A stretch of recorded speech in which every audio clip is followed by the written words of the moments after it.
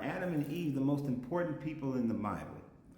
Many Christians are going to say that Jesus is the most important person in the Bible, but I beg to differ. Adam and Eve are the most important people in the Bible because without Adam and Eve, you don't get Jesus. You see, the whole Bible is built on the foundation of the story of Genesis being true. And if the story of Genesis is not true, then you cannot get to anyone else in the Bible. Think about it for a second. If the story in Adam and Eve is false, if they're just made up, then the line of Seth is made up. Then Noah is made up, because then he couldn't exist if Seth don't exist. If Noah doesn't exist, then Shem cannot exist. If Shem cannot exist, then you can't get to David. I mean, you can't get to Moses. And then you can't get to Moses, you can't get to David. If you can't get to David, then you can't get to Jesus. You see how that works? You don't have Isaac in there. You don't get to have the 12 tribes of Israel.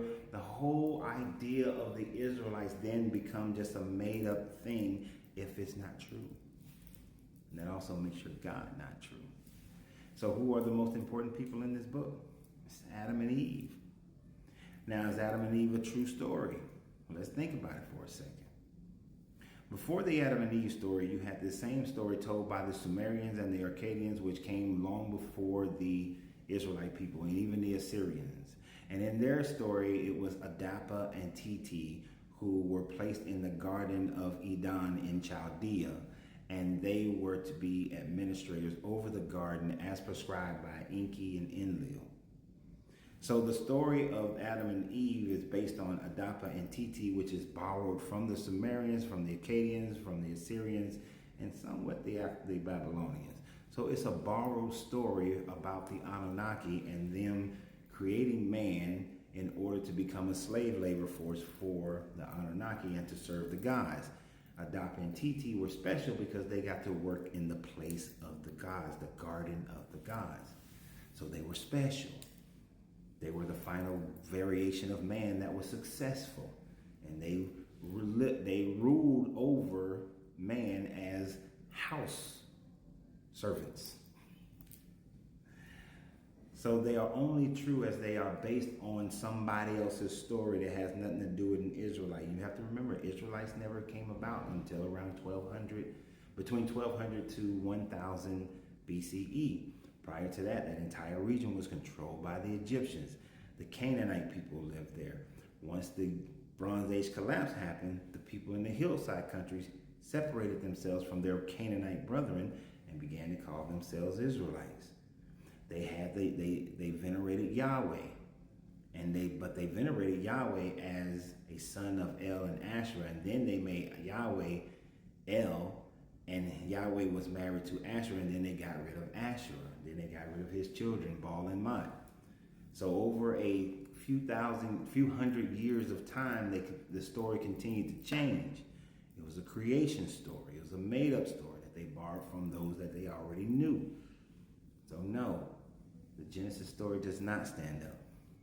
It also doesn't stand up because if you calculate the time frame from Jesus back to Adam, you get about to the year 4637 BCE. Here's the problem with that. The Kemetic and Cushite people were already in existence, built civilizations prior to that time. The Sumerians, Akkadians had already built civilizations prior to that time. The people at Göbekli Tepe, who was currently unnamed, had already built societies before that time. There were people who were had societies in Asia, in China, modern day China, in Southwest Asia, in Africa, Southern Africa, in Mesoamerica prior to that time. So therefore, since civilizations had already been in existence prior to the Adam and Eve story possibly happening, then the story is not true, because then Adam and Eve cannot be the original people on the planet. Adam and Eve, and if they're not the original people, then the whole flood doesn't happen. And since the flood story has already been debunked 5011 ways on this channel, we know the flood story is a false story. We know that there was never a worldwide flood. We know it's scientifically impossible. We know that it's biologically impossible. We know that there were other people who were in existence before, during, and after this flood. So we know that the Genesis story is false. And if the Genesis story is false, then the rest of the Bible is on sand, as y'all like to say. And when anything is sitting on sand and the scrutiny comes and it'll easily wash it away. And the scrutiny just is the fact that civilizations existed prior to the Adam and Eve ever existing on this planet.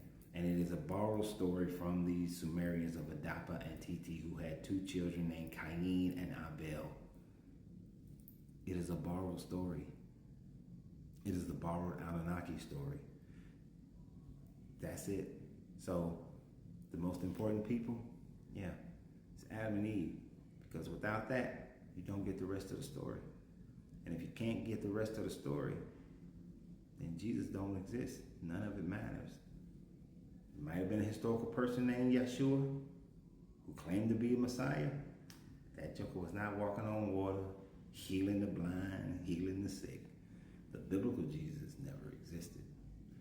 The biblical Moses never existed. The biblical Noah never existed. The biblical Adam and Eve never existed. The biblical anybody, for the most part, never existed.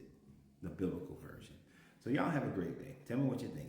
And always remember, you have to free yourself to be yourself, because your greatness is non-negotiable. Good journey, good vibrations.